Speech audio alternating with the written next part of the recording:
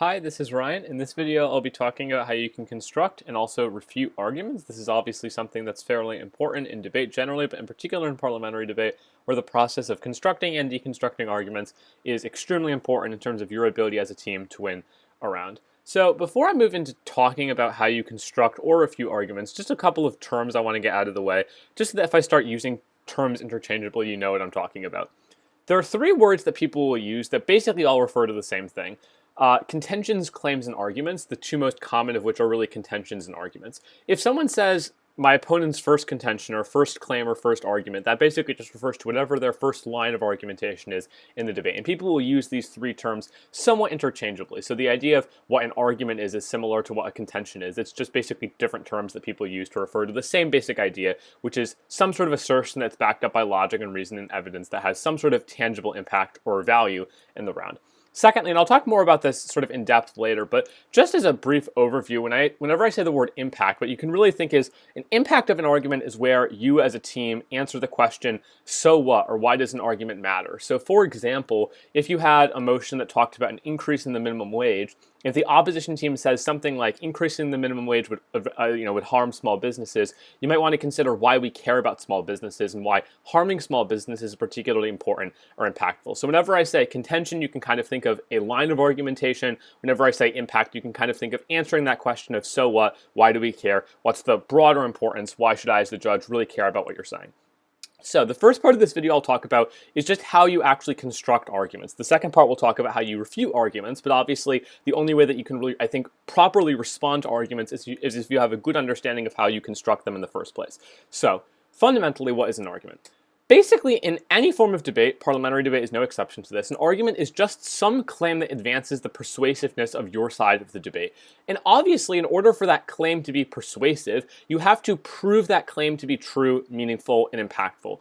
Which is to say that if an argument just isn't true or isn't important, obviously, if I'm your judge, I'm not going to care that much about it, and I'm unlikely to be persuaded by it. So in general, an argument in debate is kind of like an argument in real life. If you're attempting to persuade someone of something, you're going to want to prove to them why your side is correct, and you do that through argumentation and through constructing arguments. So one way I like to kind of think about this is to envision arguments on a sort of XY plane, where on the x-axis, I'll draw this out on the next slide, you kind of consider how true is an argument, and on the y-axis you consider how important is an argument. So if you kind of almost visualize some arguments kind of like this, and I know this is a really weird way of thinking about it because arguments obviously are not quantitative, they're things that we talk about, they're ideas as opposed to numbers, but if you can kind of think about argumentation, where on this x-axis here you have the question of how true is an argument, and on the y-axis you have the question of kind of how important is the argument. I'm just going to do IMT for important. So if you think about, well, how true is an argument? What I basically mean by that is how reasonable is it to say that some sort of assertion is true? How reasonable is it to say that your argument is valid and logically sound? And hopefully if you do a good job constructing an argument, as I'll talk about later in this video, you can prove that your argument is really, really true. Now, obviously not all arguments are necessarily true. There are arguments that rely upon logical fallacies, arguments that are not based in evidence or fact or logic. So in those instances, you might have arguments that are deeply untrue. Now, at the same time, you can have arguments that might be true, but they might be unimportant or even irrelevant to a debate. So as a sort of extreme example of this, if you were to think of a motion about, I don't know, something about invading a particular country, let's say talking about military intervention into Iraq or Syria or something like that, maybe some team makes the argument that, bananas are the best tasting fruit.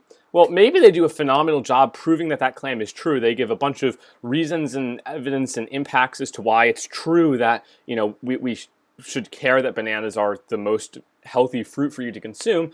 But in terms of its importance in the round, it's obviously not super, super high. So maybe a team does a really great job of explaining to us why you should eat 3 bananas in the morning. But if it's not relevant to the round or not impactful to the round, maybe we're going to say it's really true, but it's not super impactful. So obviously, your goal then is to make arguments that sort of fit up here. You want to have arguments that you prove to be very, very true, i.e. you do a good job of logically explaining the validity of those arguments, and you also want to do a good job explaining the importance of those arguments. This kind of gets back to what I was talking about earlier with the idea of impacting. Why do we care about an argument? Answering that question of so what. And obviously there are also arguments, by the way, that can fit kind of in this side over here, where they're not particularly true, but they might actually be super, super impactful. So for example, if you think about topics that might pertain to the question, of accepting refugees or immigrants. Maybe a team makes a sort of argument that there isn't a lot of evidence for that says that immigrants just steal people's jobs and harm the overall economy. Well, almost every single empirical study, I think actually virtually all of them, have proven the opposite is true, and there's a lot of reasoning to suggest why that's untrue, that refugees actually are immensely advantageous for the economy. So maybe, for example, a team that says if we accept more refugees, it's going to harm the economy and millions of people are going to lose their jobs, it isn't particularly true, but if they had proven it to be true, it would be really, really impactful. And so that would be a sort of argument that might fit here, where there's not a lot of validity to that claim unless you do a really, really good job of attempting to prove why it might be so, but it might still be really, really impactful. So always remember in debate, generally speaking, that the aim of constructing an argument is to get an argument sort of into this box here, proving that it is true and impactful. And whenever you're refuting an argument, you kind of want to get it into one of these sides here. You either want to prove that it is not true, but maybe it's impactful, but who cares about it if it's impactful, if it's untrue, or you want to prove that maybe it's, true, but it's just really unimportant in the round. So, what are the components of a good argument? There are basically three things that you need to do whenever you make an argument. You need to sort of have a claim, which is what are you trying to prove? It's sort of your thesis statement of your argument almost, if you want to think about it like that. You need some sort of warrant, as it's called, or reasoning, and then you need an impact. So, on the claim, your claim is virtually just a one-sentence summary of what you're going to try to prove. I do kind of like to think of this in a way as the thesis statement of your argument, even if it's kind of weird to analogize it to an English essay, because in a lot of instances, the way that you're going to prove that an argument is true is firstly by telling the judge what you're trying to prove. Because if you just start talking about logical explanations for why something is true, but you never say what you're trying to prove, it might be a little bit confusing. So people will oftentimes call this the tagline or overview of your argument. It's basically your one-sentence highlight of what you're going to prove. So for example, on that motion I was talking about a bit earlier, on a motion like this House supports a substantial increase in the minimum wage, maybe if you're opposition, your claim, your sort of tagline for your argument might be something like increasing the minimum wage would harm small businesses. Or maybe on the government side of that motion, you would have a claim that says, we need to increase the minimum wage such that it benefits the overall economy, right? It's a one-sentence claim that gives a overview highlight of your argument or contention. The warrant and reasoning is probably the most important component of what constitutes a good argument that can kind of wind up fitting into this box over here. So what do I mean when I say you have to warrant a claim? So don't think of warrants with the idea of court orders. We're not really talking about that, obviously, unless you have a topic particularly talking about that. What I mean when I say warranting is basically providing logical and rational explanations for why an argument is true.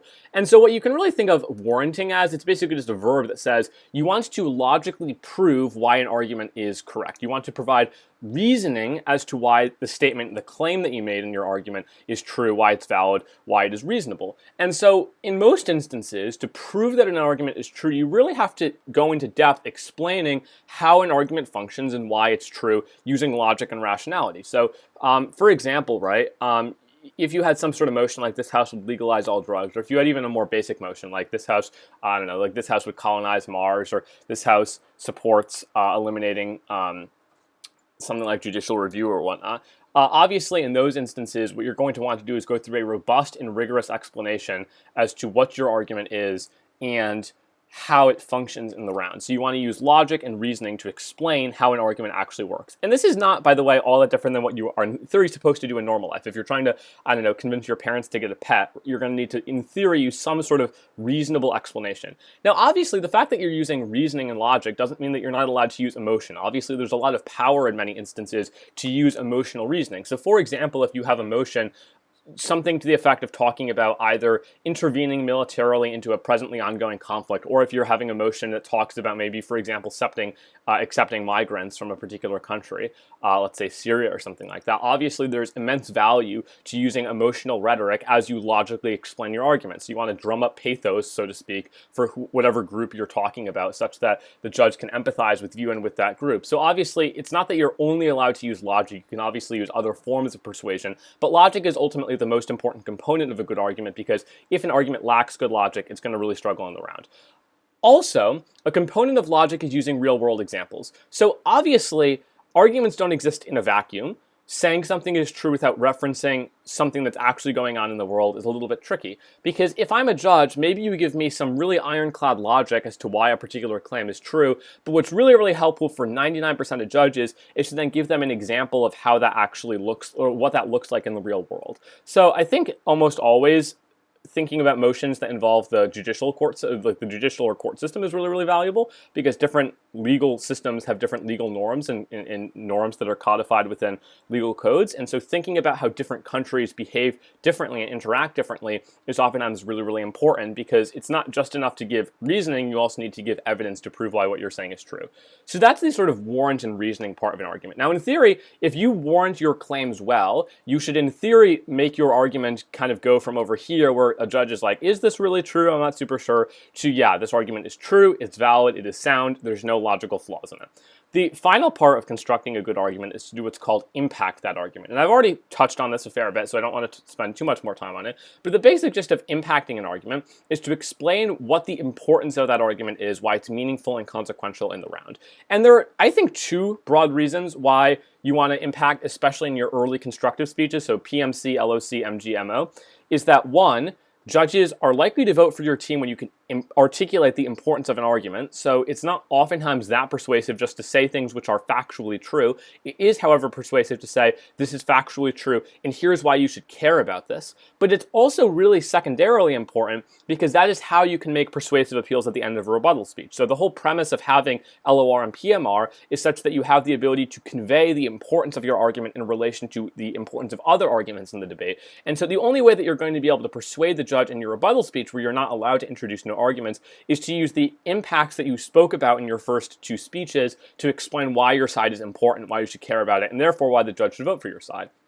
So, one brief note I just want to make before moving on impacting is that not all arguments require traditional, what I would call consequentialist impacting. And if you don't want to hear too much about this, just skip on ahead because this is a little bit advanced, not super, super important. But note that like 99% of arguments, or maybe more like 90% of arguments that most teams will make are what are called consequentialist in nature. And basically this just means, if you look at the word, they're consequence-based. They're talking about the practical or pragmatic outcomes of a policy.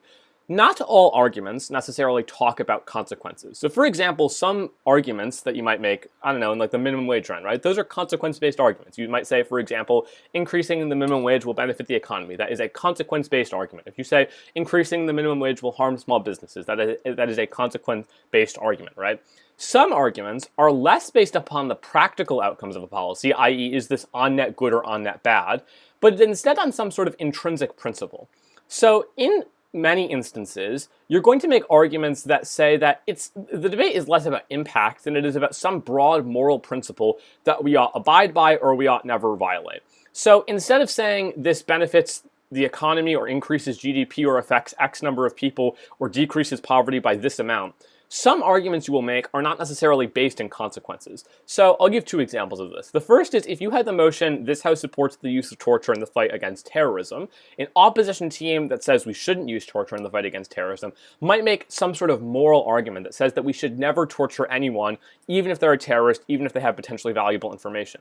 And they might provide moral reasoning as to why that claim is true and why it is always illegitimate to torture someone. Now, if that claim is proven successfully, the reason that that argument is important in the debate is less because there's some pragmatic outcome of it. It's not some sort of slippery slope argument. It's not some sort of argument about this leads to X, Y, Z, ABC, whatever. It's more like we should never torture anyone, and therefore we should oppose the use of torture in the fight against terrorism because the use of torture is always morally illegitimate and it's never morally or ethically appropriate. So in that instance, when we talk about impacting, it's less that you're explaining how it is consequential as much as it is why it is important and meaningful. So you might, for example, say, Judge, the reason that this argument is important is because insofar as we should never torture anyone, it is obviously illegitimate to use torture in the fight against terrorism, even if the government team can prove that it leads to practical outcomes. Similar motions use similar types of arguments. So a sort of more challenging motion, I think, would be something to the effect of this House believes that it's legitimate or morally acceptable to not pay taxes when living under autocratic rule. And so a government team in that debate might make some sort of argument that says that non-democratic countries are morally wrong and illegitimate, and so there's no principal right for those governments to levy taxes upon their constituents, therefore meaning that there is a principal justification for you as a citizen of that state to not pay taxes to that government. And in that instance, the argument on the government side is a sort of intrinsic moral principle. It's not talking about consequentialist utilitarian outcomes, so to speak, i.e. it's not talking about this will lead to X and X is good because ABC. It's more we we should not do this, or we should do this because of some intrinsic moral value. And the reason that that's important is just to understand that not all arguments require the same type of impacting. Sometimes you need to get a bit more creative than just the traditional, this leads to higher GDP or whatever sort of generic impacts you might go for. So I guess the sort of next question I want to talk about then is how you employ arguments in a debate. Because in theory, if you're following along, you now know how to construct a reasonably strong, reasonably compelling argument. Claim, you have some sort of assertion, you have some sort of warrant, you have some sort of impact, right? And in theory, if you do that successfully, you're going to get, your argument kind of in this box here, right? You're trying to get it to be true and important and impactful. So how do you actually then use arguments successfully in a debate? I know that's a little bit abstract, but there are basically three things that any good team has to do in every single debate they're ever in. The first is to prove that their arguments are true. And in theory, if you warrant your claims, if you use evidence for your arguments, if you provide logical reasoning, you're going to be good. As long as your arguments have a solid logical foundation, you're going to be totally fine on this argument. As long as you can prove that your arguments are factually true and make sense, you're good on that first point. The second thing that a successful team has to do then is to explain why those arguments, which you've just proven to be true, are important.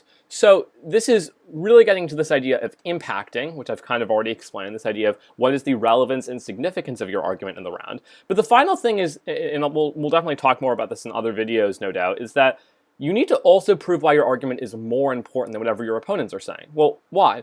Because in theory, if you're in a debate and there are two good teams in the room, each team is going to have a claim, a warrant, and an impact for each of their arguments. So in theory, if I'm a judge and I'm sitting there and I'm listening to the debate, if both teams give me logically found and salient arguments that are both impacted reasonably well, the way that your team is going to prevail over that other team is by explaining to the judge why your arguments are comparatively more important than whatever your arguments are saying. This is known as weighing, and it's basically saying they said X, we said Y. Here's why Y is more important than X.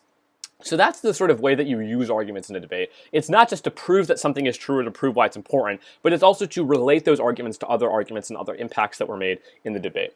So that takes care of the first part of this video, which is basically how do you construct arguments. The second thing I'll talk a little bit more about is how you refute arguments. So the first part is kind of constructing arguments. Now the question is, how can you deconstruct or refute or rebut arguments in response to those well-constructed, well-developed arguments.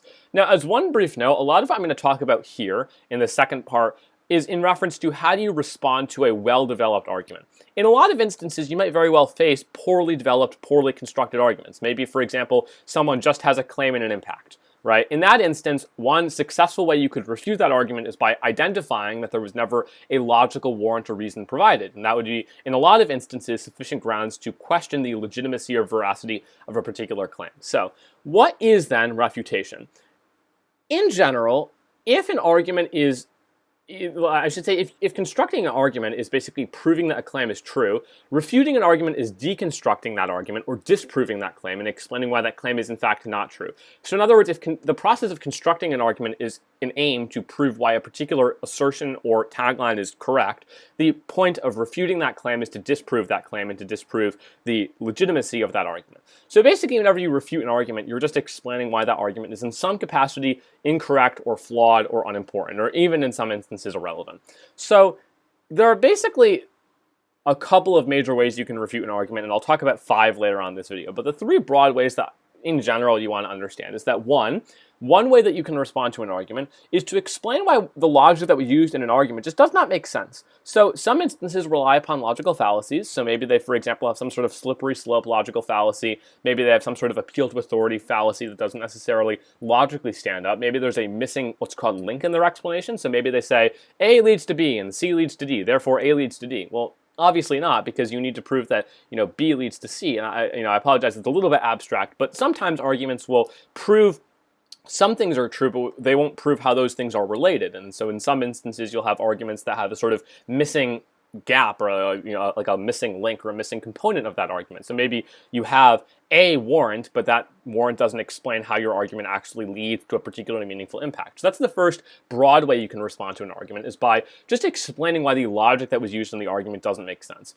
The second way that you can respond to an argument is to provide some form of counter-reasoning or counter-evidence. So I think counter-evidence is the most intuitive here. If they especially don't provide any evidence, if you can provide evidence that says, they said X is true. Here's an example where it's not true. So for example, if you have some sort of motion about, let's say, something to the effect of this house believes that the criminal justice system should only consider rehabilitation as a factor in criminal sentencing. Maybe an opposition team makes the argument that says something to the effect of, if the criminal justice system only considers rehabilitation, then there's going to be massive vigilante violence of people going out onto the streets and sort of mob violence style, mob justice, attempting to attack people that they believe are culpable of crimes. And so maybe as counter evidence to that, you would point to examples of countries like, let's say, Denmark or Finland that have criminal justice systems that are fairly reliant upon deferring in general to rehabilitation. And what you might do from that is say, look, there's evidence of this where we have an approximation of this policy and we don't see this massive amount of vigilante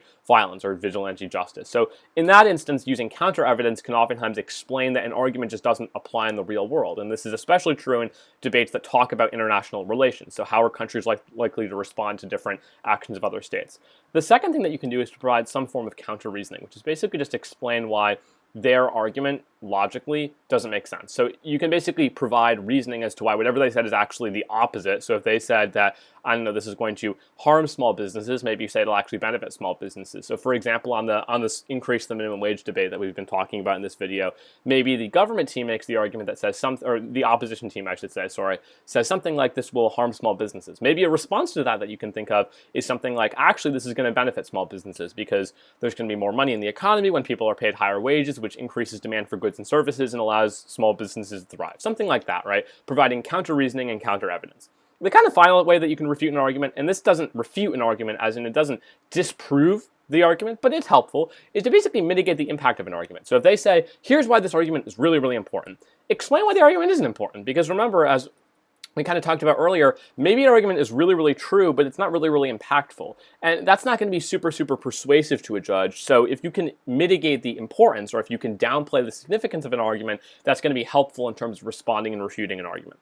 So one thing I want to say on refutation that I think is fairly important, because this is one of those easy traps to fall into, is that a lot of, especially newer debaters sometimes, and this is totally fair, you can totally understand why it seems like a legitimate strategy, will start their speech, or will somewhere in their speech say something to the effect of, everything my opponents just said was totally, utterly wrong, it's stupid, it's incorrect, it's incoherent, it's nonsensical, none of this makes sense.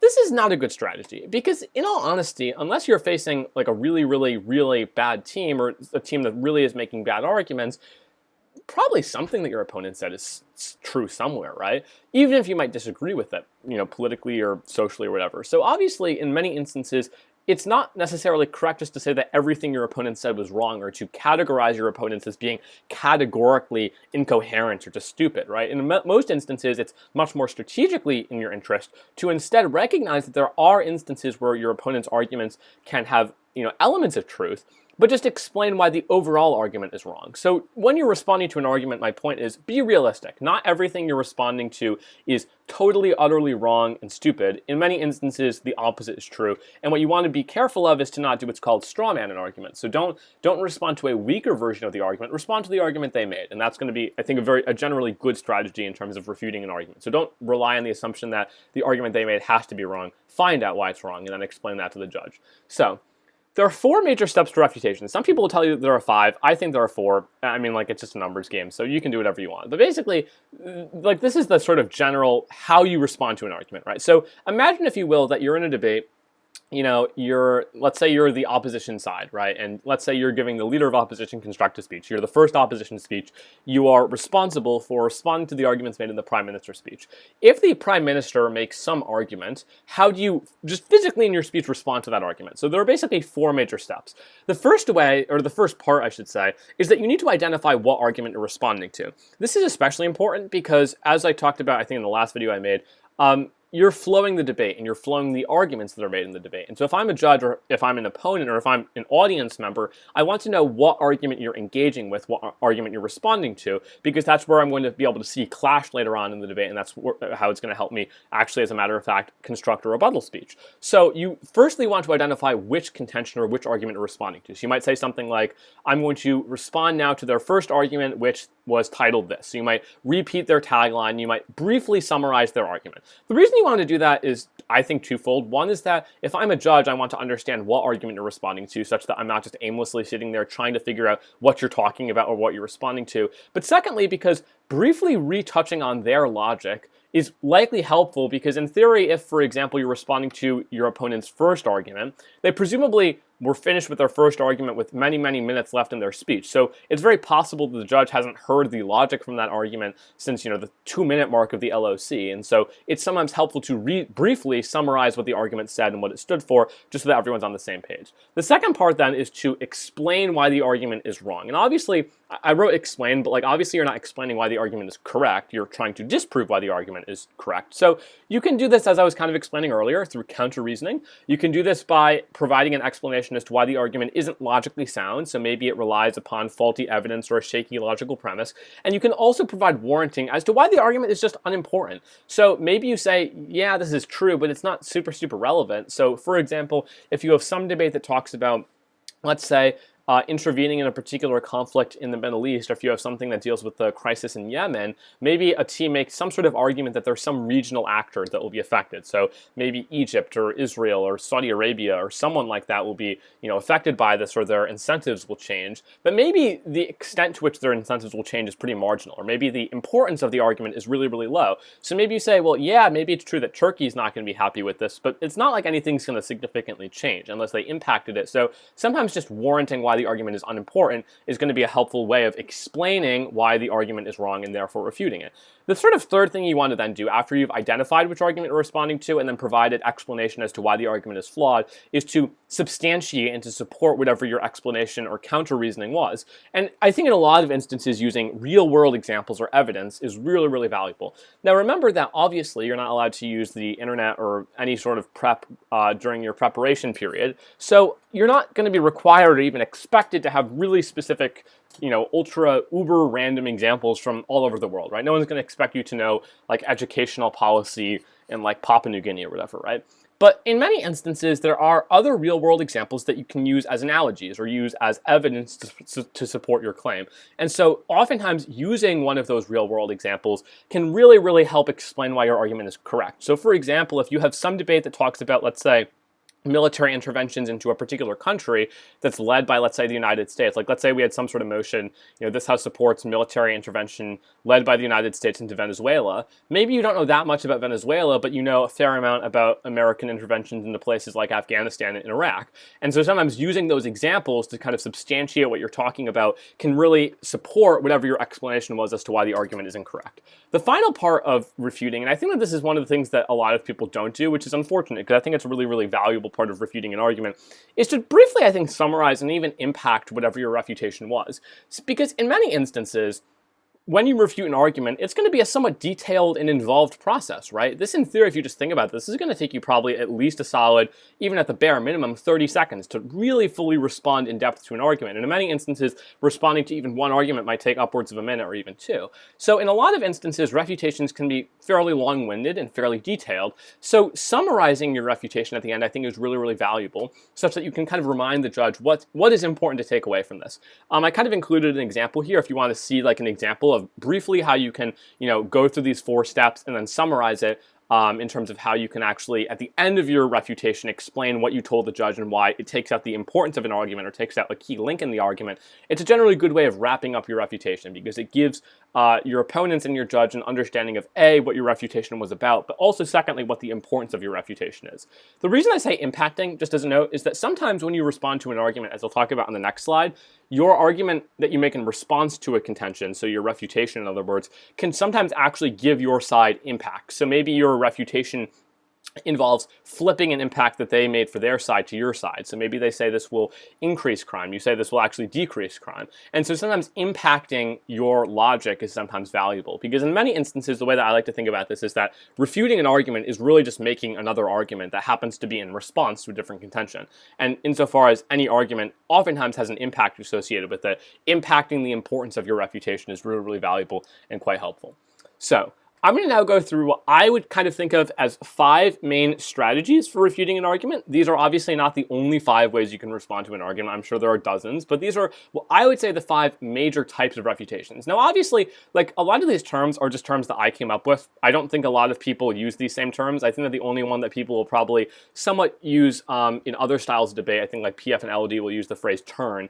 But outside of that, don't get worried about the phrases I'm using. I think the more important thing is to understand understand how you can refute or respond to an argument. So the first way that you can, in general, I think, respond to an argument is to mitigate the importance of the argument. I call this a mitigatory response. So imagine if we have some motion like this House supports the death penalty.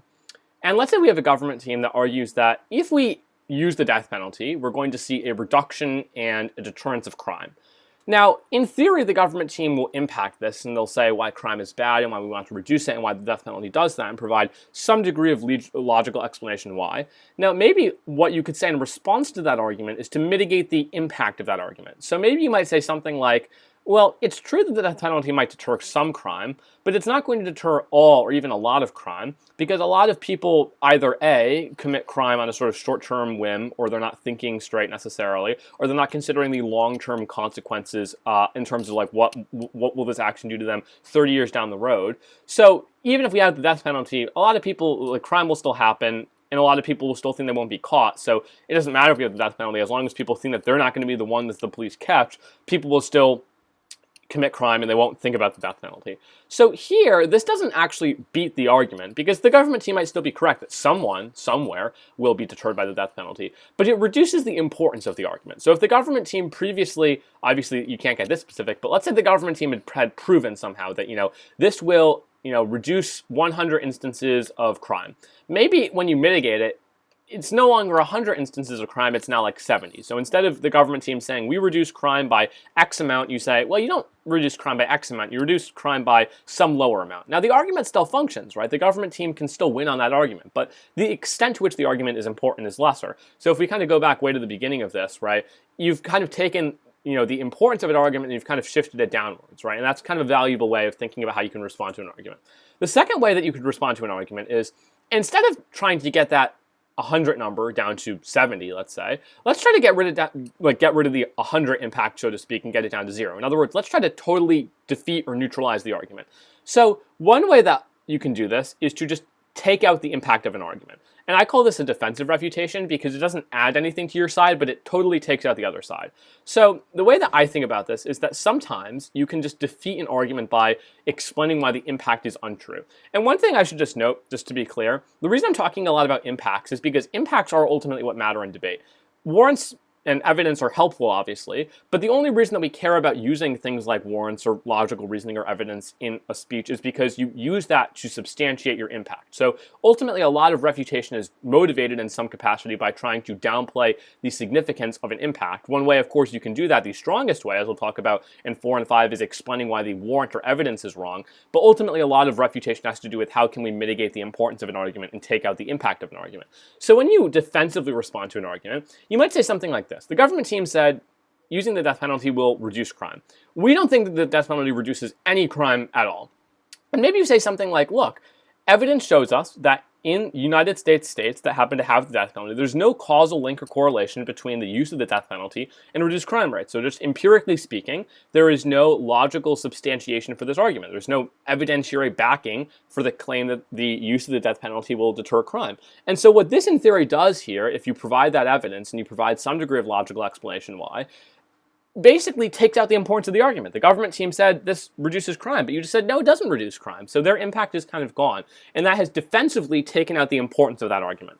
The third way, and I think the strongest way that you can engage with an argument, is to what's called turn an argument. And again, I apologize for this sort of ambiguous language, but I think that this one is maybe the most important. So if there's one thing you take away, hopefully it's this. Ultimately, in any debate, you're trying to convince the judge to vote for your side. And the way that you convince the judge to vote for your side is by explaining why there is some benefit or advantage under your side of the house. Now, refuting and responding to your opponent's arguments is an important element of that, but just explaining why your opponents are wrong is not itself enough to win a debate. You also need to prove why your side has certain benefits and advantages that the judge wants to vote for.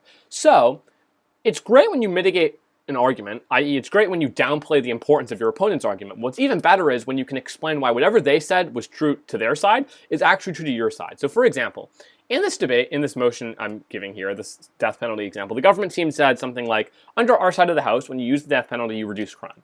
Maybe, if I'm the opposition team, I'm going to flip this argument against them and actually say, we're going to actually see an increase in crime under their side of the house and therefore a decrease in crime under our side. And so maybe you're going to say something to the effect of, the death penalty actually increases crime, as we've seen from evidence that the rates of violent crimes in many states that happen to have the death penalty actually increases when we have the death penalty in place. Maybe it's because of something like the fact that the state is now perceived as glorifying violence and dehumanizing their own citizens, which if anything galvanizes the motivation to do something like commit homicide or murder. Now, in the instance that you provide logical explanation, obviously what I just did was barely touching on the logic there, but if you provide logical explanations as to why the argument actually flips to your side, that's a really, really great way of responding to an argument, because what you've now done is you've explained why whatever the other team said was true of their side is actually true of your side. And that's really, really valuable, right? Because instead of the debate being the government team and PMR gets to say, well, we proved that this reduces crime, you can actually say, no, hang on, we proved that actually our side reduces crime, your side increases crime. And so flipping an argument against the other team is a really, really effective way of both increasing what's called your own offense, basically meaning your own benefits or impacts, therefore increasing the impactfulness of your side, and also downplaying the importance of your opponents.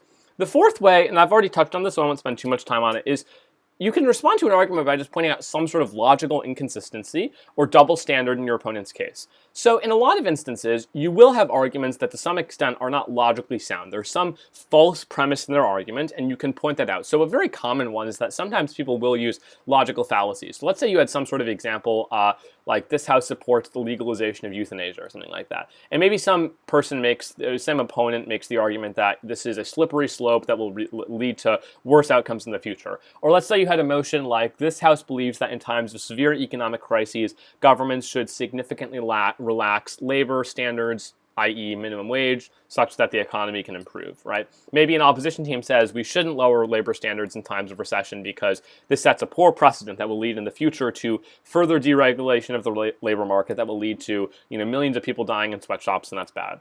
In a lot of instances, arguments are based to some extent upon logical fallacies or in some capacity some sort of logical inconsistency. So this argument isn't a great example of this because there is a logical defense of the death penalty, and so in a lot of instances, when you point out a logical inconsistency, this is best used in instances where there truly is a logical flaw in your opponent's argument. But maybe in something like this, you might say, well, if the logic of the government team is that we should try to minimize crime in all instances, and if the logic of the government team also says that the death penalty is an effective deterrent for crime, we should, in theory, by the government team's logic, use the death penalty for all crimes, because if the aim is to A, reduce crime, and B, the death penalty reduces crime, then we would use the death penalty for all crimes. But obviously that's to some extent functionally immoral and somewhat inherently wrong, and I think that almost everyone by intuition would agree that that is illegitimate. And so in this instance, what you're basically using is use the logic that they used in their argument and flip it against them in some capacity. And the final way that you can respond to an argument or refute an argument is to just highlight a lack of proper explanation or a lack of proper warranting.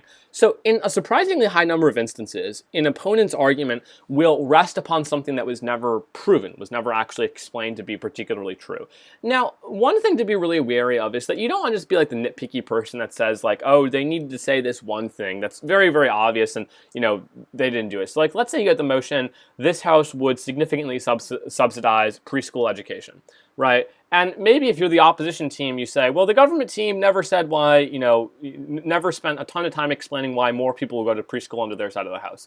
Now, as long as the government team had some sort of argument that said something to the effect of when preschool is cheaper, it's more affordable for people, and therefore more people will be able to access and use preschools, if you spend a ton of time saying, they didn't spend 5 minutes explaining why more people will go to preschools under their side of the house, that's not a great way of pointing out a lack of proper warranting.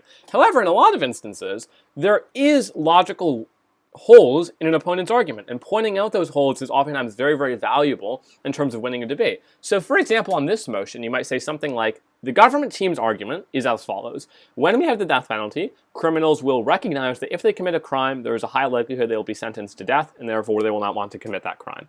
The reason that this argument is flawed is because it rests upon a presupposition that criminals thoroughly or even at all consider the long-term ramifications of their actions before they commit crimes.